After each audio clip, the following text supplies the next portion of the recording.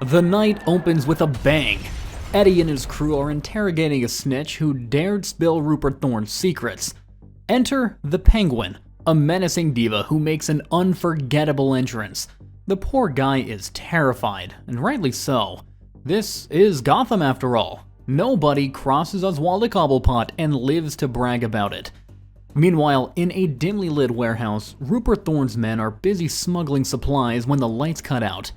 Cue the Dark Knight. Batman crashes the party, tossing thugs around like confetti. The gang leader makes a break for it, but Batman's fist puts an end to that dream. Just as he's about to wrap things up, the warehouse explodes in a fiery missile strike. Gotham's skyline is ablaze, and the plot thickens. Back at Wayne Manor, Bruce and Alfred are piecing things together. 3 of Thorne's warehouses have gone up in smoke, and the duo suspects a new player has entered Gotham's criminal chessboard. Spoiler, it's about to get messy. At the courthouse, Barbara Gordon is passionately defending her client, while Harvey Dent, ever the arrogant coin-flipping opportunist, opposes her. His cocky attitude earns Barbara's disgust and she storms off. Harvey, buddy, maybe keep the coin tricks for poker night. Batman, ever the detective, sneaks into the police archives and hangs a corrupt officer over a train track. Classic Batman intimidation. The poor guy spills the beans. It's Penguin behind the explosions. The scene shifts to Gotham Harbor, where a lavish police fundraiser is in full swing on a luxury cruise ship. And who's serenading the crowd? None other than Penguin himself. Dressed to kill. Literally. She wows the guests and exchanges venomous pleasantries with her rival, Rupert Thorne. Thorne, smug as ever, hints that he narrowly avoided her schemes thanks to a tip-off. Penguin's suspicious, and trust me, she's keeping receipts. Bruce Wayne arrives late, playing the charming billionaire to perfection. While women swoon, he cunningly investigates the ship. Down in the loading bay, he finds incriminating evidence but has to dive into a pool to avoid being caught. Penguin and her 2 bickering sons arrive, and things get dark. She orders one son to mask the other and drown him in a box. Cold doesn't even begin to cover it. Bruce resurfaces soaking wet, joking about going overboard to Barbara. She's unimpressed, but other guests fawn over him. Penguin's remaining son, desperate and disloyal, calls Thorne to sell out his mother. Thorne, ever the snake, refuses and leaves him to face Penguin's wrath. When she finds out about the betrayal, she vows to hunt him down. Later, Penguin's son sneaks into Barbara's office, begging for protection and offering to spill all of his mother's secrets. Barbara agrees, but as they drive to meet the commissioner, they're ambushed. A car chase ensues, bullets flying until they're cornered in an alley. Enter Batman, Batmobile blazing. He takes out the thugs and vanishes, leaving Barbara and the terrified son to regroup. At GCPD, the son reveals Penguin's most chilling secret, a long-range missile cannon hidden on the Iceberg cruise ship. Commissioner Gordon orders the Coast Guard to seize the ship, while Barbara evacuates the precinct. Penguin, of course, isn't going down without a fight, and prepares to launch her missile. Batman infiltrates the iceberg in a submarine, and why? Because he's Batman. Taking out guards left and right, he faces Iggy, Penguin's enforcer. The fight is brutal but short-lived. Batman's brains outmatch Iggy's brawn. He interrupts Penguin's launch, engaging her in a tense showdown. The two are evenly matched, but Penguin manages to fire the missile. Gotham's PD headquarters goes up in flames, but Gordon and Barbara evacuated everyone just in time. The damage is done though, but no lives are lost. Back at the Batcave, a furious Batman vents to Alfred. While the city survived, the Penguin won this round. Gotham's hero has some thinking to do, and maybe a few plans to ruin. Episode 2, and be a villain. The next night begins innocently enough. Bruce Wayne drops off young movie star Yvonne Francis after a fancy evening out. But before she even reaches her front door, she is snatched away into Gotham's darkness. The next morning, Bruce is summoned to GCPD, where Detective Montoya questions him about Francis's disappearance. But Bruce, ever the resourceful playboy, isn't just dodging suspicion. He's planted a mini microphone on Montoya's coat. Smooth, Bruce. Real smooth. Back at Wayne Manor, Bruce eavesdrops on Montoya and Commissioner Gordon as they clear him as a suspect. Alfred, as always, adds his signature dry wit, likely questioning why Bruce didn't just stay home for once. Meanwhile, Montoya visits actor Basil Carlo on set, asking about Francis. Basil is all charm and deflection, but Montoya's no fool. After digging deeper with the director's secretary, she realizes Carlo lied. She tracks him to his apartment, where she finds him dead with a knife in his back. Cue Batman, lurking on the rooftops. As the killer flees through the fire escape, the Dark Knight gives chase, leaping and grappling through the night. But the murderer escapes, leaving only a piece of red scarf behind. Elsewhere, Yvonne Francis wakes up chained to a bed, makeup artist hovering over her like a horror movie villain. The lights come on, revealing she's on a creepy movie set. Yvonne's not one to stay quiet though. This star knows how to make noise. Montoya, frustrated by Basil's death and her failed lead, faces Harvey Dent. As usual, Dent's cocky attitude is unbearable, spinning his mayoral ambitions into every conversation. And Montoya shuts him down hard. Harvey, take the hint. At the movie studio, chaos reigns. The producer is furious. His lead actress is missing, and his lead actor is dead. Then, a masked figure strolls in and electrocutes the director with a studio flash. Hollywood's drama pales in comparison to Gotham's underworld. Batman, analyzing the scarf, links it to Monoscope Pictures' wardrobe department. He tails Montoya to the set, where she interviews the crew. Everyone speaks highly of Basil Carlo, except one assistant, who spills the tea about Basil's obsession with Francis and his insecurities over his looks. Another reveals Basil's run-ins with a miracle makeup artist, Jack Elmond, fired after a violent spat with Basil. Batman listens intently. It's all starting to click. During a break on set, the masked man attacks again, but this time Batman intervenes. Their fight turns medieval, literally, on the castle-themed set. The masked man collapses the set, trapping Batman under the rubble. But Batman's no rookie. He escapes through the basement, finding 2 more dead bodies. Grim discoveries are all in a night's work for the Dark Knight. Montoya tracks Jack Elmond to his home and requests backup from Flass and his partner. Unsurprisingly, the lazy officers ignore her call, leaving Montoya to face Elmond alone. Initially polite, Jack soon reveals his true colors, attacking Montoya with an iron rod. She fights back, but is overpowered and knocked out. Montoya wakes up tied to a chair, face to face with the masked man, Basil Carlo himself. He reveals how Jack's miracle makeup transformed him into anyone he wanted to be. But even with a new face, Francis rejected him, pushing him over the edge. His obsession turned to madness, leading to her abduction. Francis, ever the defiant star, begins taunting Basil, calling him a coward. Just then, Batman crashes through the roof like the dramatic vigilante he is. He frees Montoya, who rushes to save Francis from a deadly blade tangling over her. With just seconds to spare, Montoya rescues the actress, proving her grit. Batman faces off against Basil, who wields a spear with reckless fury. The Dark Knight seizes the weapon, snaps it in two, and breaks Basil into submission. Classic Batman, brutal, efficient, and stylish. Montoya demands Batman surrender, but he vanishes into the night just as backup finally arrives. Even the officers can't help but admire his work. Montoya discovers Bruce's microphone on her coat and uses it to speak directly to the Dark Knight. For just a moment, Gotham's 2 defenders share a fleeting connection before fading back into the shadows. Another night, another victory. But in Gotham, the work is never done. Episode 3: Kiss of the Catwoman. Gotham City, ever dramatic, finds its rhythm once more as the museum hosts a dazzling jewel exhibition. Even the rich can't help gawking. Bruce Wayne, gazing at the Wayne family collection, is joined by the stunning Selina Kyle, whose flirting game is as sharp as her wit. She's clearly interested in more than just jewels, leaving Bruce with a playful invitation for a date. But Gotham isn't a place for peace. Bruce sucker punches a paparazzi who disrespects his late mother. A word of advice: never cross the Wayne legacy. Thanks to his impulsive punch, Bruce is court-ordered to attend therapy sessions with Dr. Quinzel.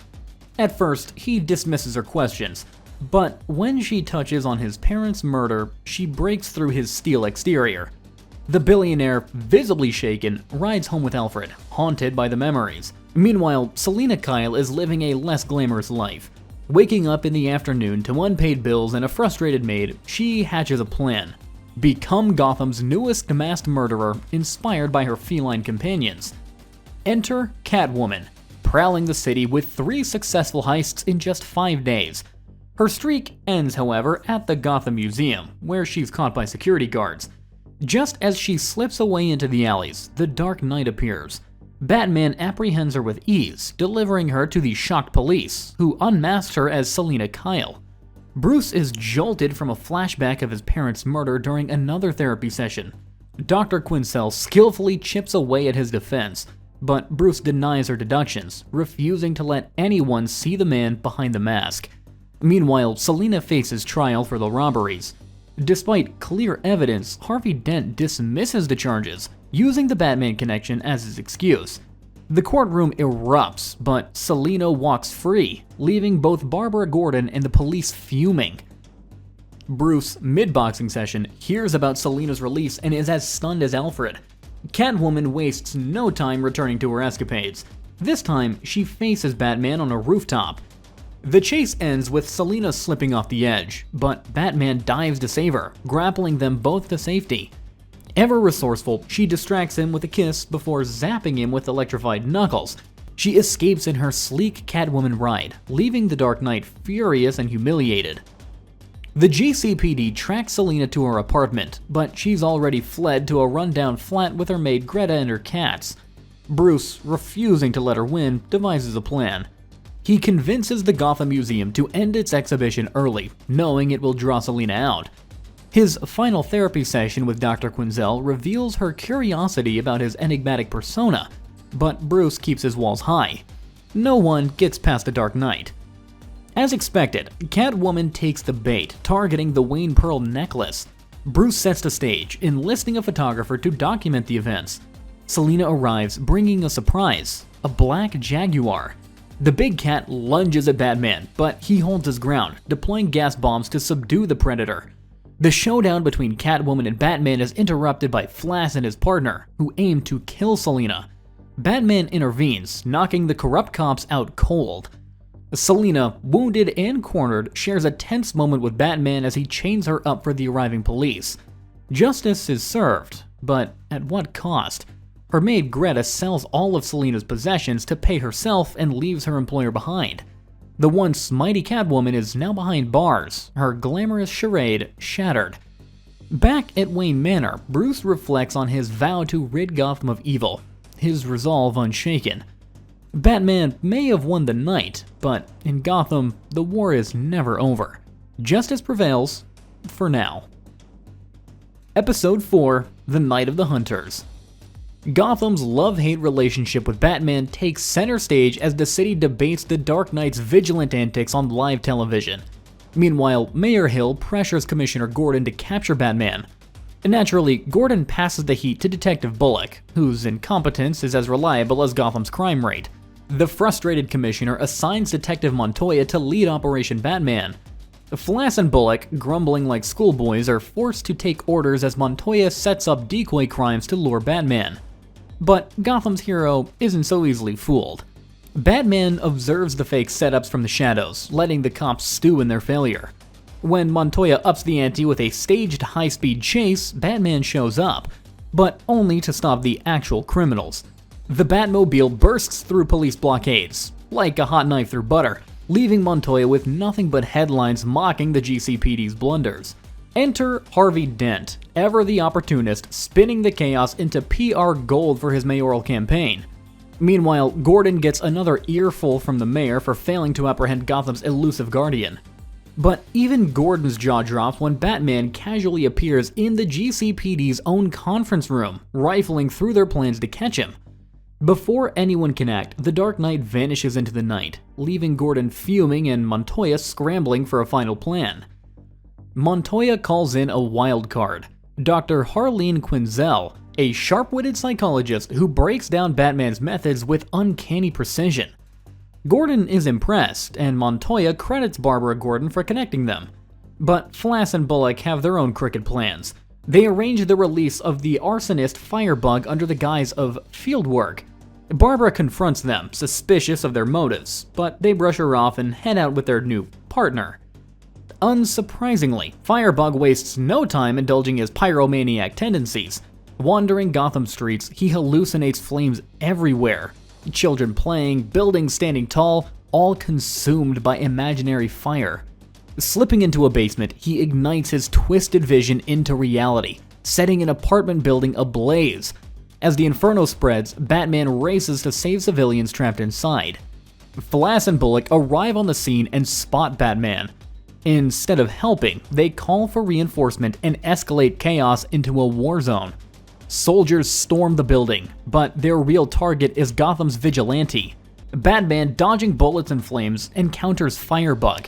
The arsonist unleashes a wall of fire to escape, forcing Batman to focus on rescuing trapped civilians. As Firebug's fuel runs out, he's cornered on the top floor by Flash and Bullock. Sensing no way out, he surrenders. But the corrupt detectives have no intention of taking prisoners. They gun him down, sending his body plummeting to the street below. A photographer snaps a chilling shot of Bullock at the window, a smoking gun in hand. Inside the burning building, Commissioner Gordon corners Batman at gunpoint. The Dark Knight, carrying 2 children, calmly tells Gordon to grab a 3rd child hiding under a table. Reluctantly, Gordon obeys. Together, they evacuate the children. As soon as they're safe, Batman disappears into the flames. Gordon emerges as a reluctant hero, carrying the children to safety while the photographer captures the moment. The next day, Gordon furiously berates Flash and Bullock, but their smug indifference only adds insult to injury. Then, the mayor calls with devastating news. Flash and Bullock are being promoted to oversee the GCPD, effectively sidelining Gordon. That night, a dejected Gordon drowns his sorrows at a bar with Montoya and Barbara. Gotham's moral compass is shattered, its police force more corrupt than ever. And yet, in the shadows of this broken city, the Dark Knight prepares for another fight. Gotham isn't well, but Batman isn't done.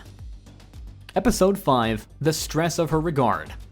Several days later, while busting a bank thief, Batman saves a man dressed like an Egyptian priest from wandering into oncoming traffic. But instead of gratitude, the man lashes out like Batman just ruined his pyramid scheme. Something's off. The priest turns out to be a billionaire philanthropist who recently donated all of his wealth. Now he's in Arkham, and Bruce Wayne smells something fishy. Over tea, Alfred agrees. This isn't Gotham's usual crazy. Meanwhile, in a dungeon-like lair, a man with clown makeup is being tickled with a feather, clearly regretting his life choices as a mysterious voice taunts him over a speaker. Welcome to Gotham's version of therapy. Elsewhere, Dr. Harleen Quinzel and Barbara Gordon grab coffee, joined by Detective Montoya, who lightens the mood with her charm. Harleen takes the chance to ask Montoya on a dinner date, and the sparks are hard to miss. But Gotham won't let anyone have nice things for too long. That night, Batman breaks into the billionaire's penthouse and uncovers a secret office. Amongst the ledgers and checks, one name keeps popping up: Dr. Harleen Quinzel. Before he can dig deeper, Flash and Bullock show up, armed with smoke grenades and their usual incompetence. Batman, ever the overachiever, flips the grenade back at them and vanishes, leaving the detectives in a fog. Literally and figuratively. Meanwhile, Harleen's true colors emerge. During a session with her client, billionaire Mr. Collins, she becomes a full villain. Binding him to his chair, she trades her professional demeanor for threats. By nightfall, she has transformed into Harley Quinn, leading a parade of imprisoned tycoons in her twisted lair. One by one, she interrogates and humiliates them, saving the worst for Mr. Collins. Bruce and Alfred connect the dots. Several of Gotham's wealthiest have vanished, all with ties to Dr. Quinzel. The pieces are falling into place, but so is the chaos. At Arkham, Barbara visits the Egyptian-robed billionaire. When Harleen's name comes up, he bolts for his cell, but Barbara corners him on the rooftop. His obsession with Quinzel is painfully obvious. The next day, Harleen runs into Barbara at the courthouse, feigning innocence when questioned about her patients. But Barbara isn't buying it. Breaking into Harleen's office later, she finds it ransacked and catches a glimpse of a dark cape disappearing into the night. Amongst the scattered papers, she discovers Harleen's client list. Bingo! Barbara's investigation leads her to Mr. Hastings, one of Harleen's patients. He doesn't take too kindly to her questions and chases her off. Undeterred, Barbara sneaks back in, only to bump into Batman, who's also on Harleen's trail. He orders her to leave, but Barbara, stubborn as ever, follows. Meanwhile, Harleen's date with Montoya takes a romantic turn. After a kiss, she's called away urgently and leaves, promising Montoya that she'll return. At Hastings' mansion, Harley confronts Batman in her dungeon. She unleashes her prisoners, promising a reward to anyone who can take him down. Batman, in classic style, fights them all off, but Harley traps him in a gas-filled cell. As the timer ticks down to an explosion, Harley and her captives escape. Barbara arrives, desperately trying to free Batman with a baseball bat. Harley notices Barbara's car outside and rushes back. But with the time running out, the blast sends Batman's cell tumbling into the sea. Barbara and Harley barely escape, clinging to debris on the cliffside. In a heartbreaking moment, Barbara tries to save Harley, but they both fall. Batman swoops in to rescue Barbara, but Harley plunges into the water below. Barbara is shattered, blaming herself for losing her friend. As she mourns, Montoya waits at their dinner spot, unaware of what's happened. A nearby phone rings. It's Harley, bidding Montoya a bittersweet goodbye. She's leaving Gotham. For now. Gotham, as always, keeps its scars fresh. The Harlequin is gone, but her marks remain. Night Ride. Gotham might be a home to masked vigilantes and deranged villains, but a ghostly horseman? That's a new one. As two cops drive a cash truck through the city's eerie streets, they're confronted by a spectral figure on horseback. A shot at the engine sends the truck tumbling. The one officer crawling out, only to find herself face to face with the laughing Ghost Rider. He offers a hand, and then vanishes into the night. At Wayne Manor, Bruce is catching up on the news over breakfast. Lucius Fox, his loyal friend and accountant, proudly reports Wayne Enterprises is thriving. But when the topic shifts to the Ghost Rider's robberies, Bruce shrugs it off. Alfred, ever the storyteller, chimes in with a cheeky ghost antidote, leaving Lucius chuckling as he heads out. Elsewhere, Harvey Dent is fuming. Donors are abandoning his mayoral campaign, but salvation arrives in the form of Mr. Thorne, a shady businessman with deep pockets. Thorne offers to sponsor Harvey's entire campaign, in exchange for a few approvals. Even Dent's ambition doesn't mask his discomfort. Batman, ever suspicious, investigates the latest Ghost Rider robbery, targeting a children's hospital charity fund. That night, Dent staged a PR stunt, riding the train with Gotham's working class. It backfires spectacularly when the Ghost Rider appears mid-journey, robbing all the passengers. Dent offers his own cash to protect the people, but the damage is done. The press isn't kind.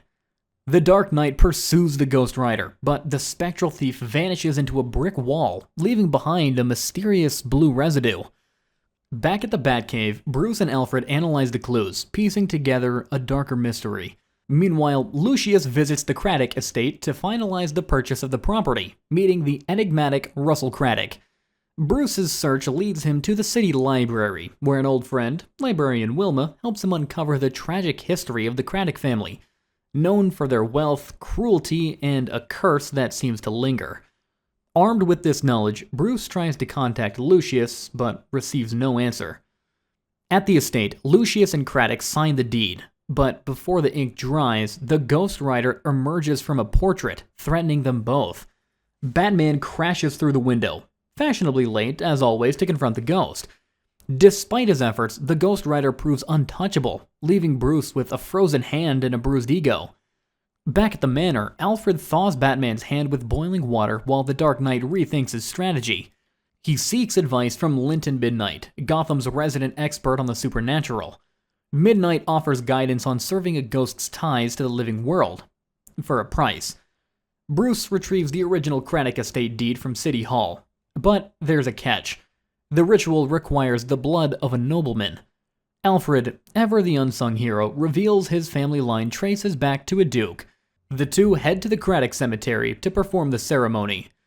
Under the moonlight, they pour Alfred's blood onto the deed and prepare to burn it. The Ghost Rider, James Craddock himself, appears in fury, attacking them.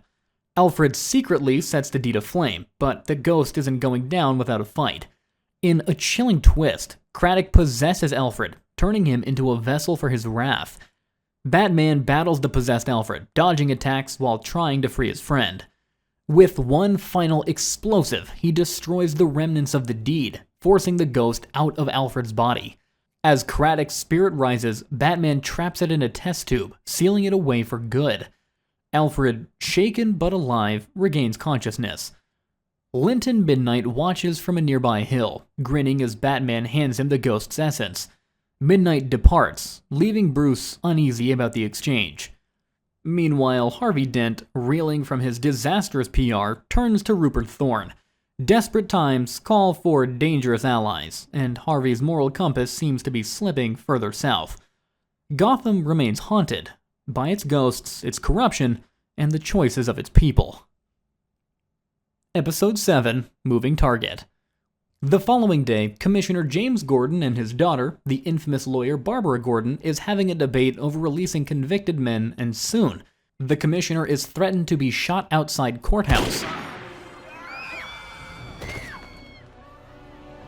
Detective Jim Corrigan shoots him down on the spot. Detective Montoya and the group break news of a hit placed on the commissioner's head, and the whole of Gotham PD is planning to safeguard the commissioner. Harvey and Bullock want to go all guns blazing on the streets against the criminal gangs, but the commissioner turns down any rash decisions. Barbara is mad at her father for taking things lightly, and that night at her office, Batman pays her a visit to inform her about his own detective work. He comes and goes like the wind, and this really creeps her. Soon, Batman pays a visit to the Blackgate prison to find more information about the hit, and he gives the guards and the inmates the same treatment for some news. You don't call him Dark Knight for nothing. He finds Muller, the mastermind behind the hit, and gives him hell. Within seconds, Muller comes to his senses. He spills the beans for Batman within a few seconds. It seems like criminal gangs like Automatopoeia's group have arrived from out of town, especially to answer the call for this hit. Gordon comes home to a heavy crowd of his close friends, and he reluctantly agrees to be escorted to a safe house. After, they point out that if Gordon stays home, all his innocent neighbors are at risk as well. They're followed up and are engaged midway by the Automatopoeia's thugs, but quick thinking skills save them from that encounter. They hide their broken car and take hiding in a nearby Wayne Gardens model home. As they argue about how to proceed, unfortunately, Automatopoeia's group finds them. The group surrounds the house, and Barbara goes to the back of the house with Jim Corrigan to engage the thugs. Shooting begins, and it's not looking good for the commissioner and company as they get pressed from everywhere. The leader of Automatopoeia is not shooting, but freakish enough, he is observing everything from left to right. Just then, like the shadows of the great Eastern ninja warriors, the Dark Knight comes to the rescue. He takes down the thugs outside one by one, and finally, it's the showdown between the boss men. It's not easy, but after a backbending round of fighting, Batman takes down the leader of the group. At the same time, Barbara and Jim Corrigan has to fend off two thugs who break into the kitchen, and it gets serious by the second. Narrowly fending off the assassins, Batman reveals to Jim while getting the contract cancelled, he discovered Barbara is the true target. Meanwhile, at the back of the house, after breaking down two thugs themselves, Officer Jim Corrigan attempts to claim the bounty for himself by shooting down Barbara Gordon, but is disarmed by Jim and arrested. Muller later reveals he ordered the hit because he feels he deserves better prison accommodation when Barbara comes to visit him at the Blackgate prison. Episode 8, Nocturne. Two kids are sneaking off from their orphanage to the nearby carnival, and an older girl comes to them and lures the older boy to the carnival. They go into a caravan, and the kid never comes back. Harvey Dent is running for mayor of Gotham, and Bruce Wayne and his girlfriend Julie are there to support him in his campaign. The carnival is in fact a fundraiser for the campaign, and Dr. Tompkins arrives with her orphanage children at the carnival since Harvey has invited them. She is happy to see Bruce Wayne, her biggest donor for the orphanage, and Harvey takes a couple of pics with the children as well.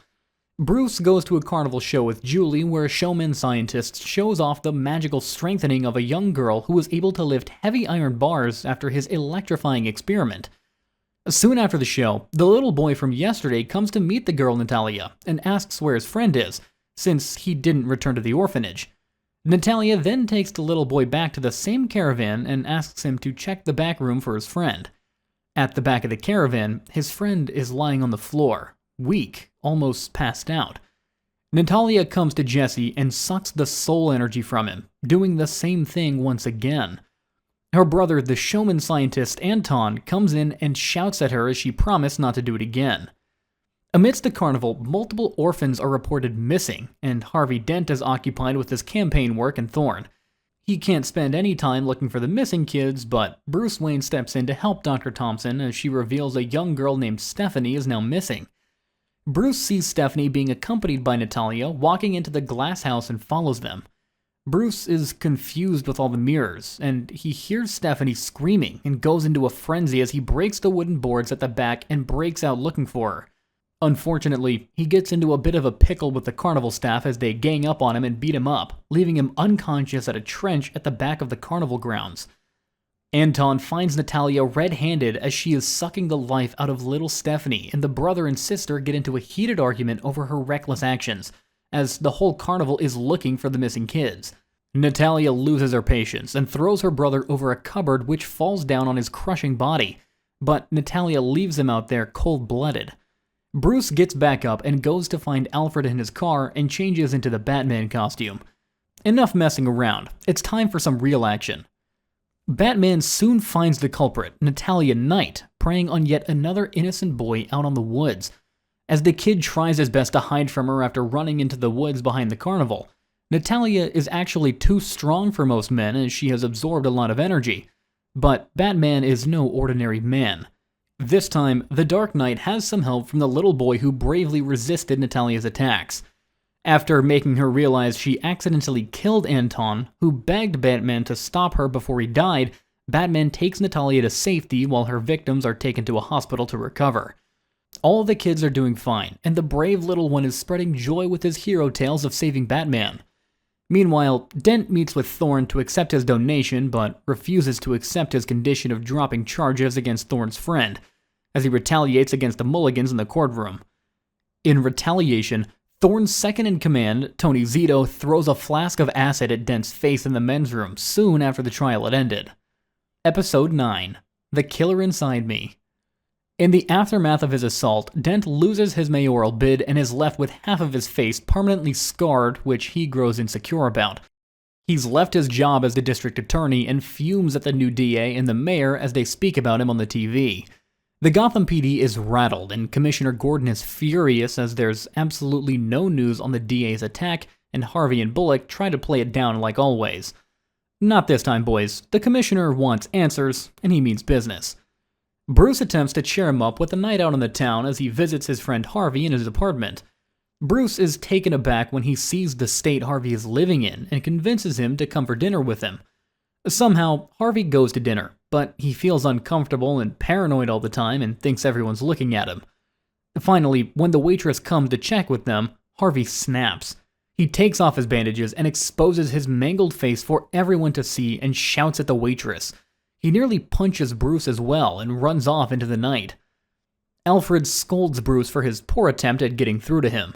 And indeed, Alfred is right. Harvey is walking through the Gotham streets, swearing vengeance upon the ones who brought him misfortune and determines to go after his attackers.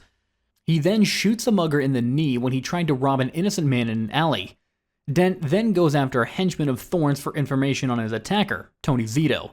He goes on a violent rampage in the bar as he beats him down. Rupert Thorne is watching the baseball game with his son, and he's informed of the news, but the big guy is not too worried about it. Back to the game, big man. Harvey goes to see a woman Tony frequents and gets the information he needed after scaring the living daylights out of her. Tony is up to some gambling with another two thugs in a safe house, but their time has run out on this earth. Knock knock, who's there? It's Harvey Dent for some revenge. Dent shoots the two thugs and binds Tony to a chair at gunpoint. He pours alcohol all over him and sets fire to the entire place, killing Tony Zito. Harvey Dent 2.0 is no joke. Rupert Thorne is informed about the latest developments by Harvey immediately, and he doubles down the security at his house. His backup squad is about to arrive, but what actually turns up is a dead group of thugs inside a runaway car. And for the first time in his life, Rupert Thorne is not in control. Harvey is inside his house, and he starts shooting down the thugs one by one. He runs on the balcony and attacks them, but no one's able to catch him. When he finally gets Thorne and his son one by one, he is ready to pull the trigger. Batman intervenes before he can hurt Thorne himself.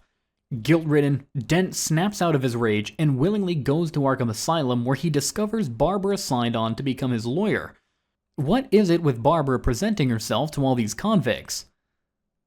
Episode 10, Savage Night. And yes, even Harvey Dent agrees with me. Barbara explains to Dent that she is willing to help him, insisting that he was led astray. Dent is hard to convince of it, so she pins a coin for it.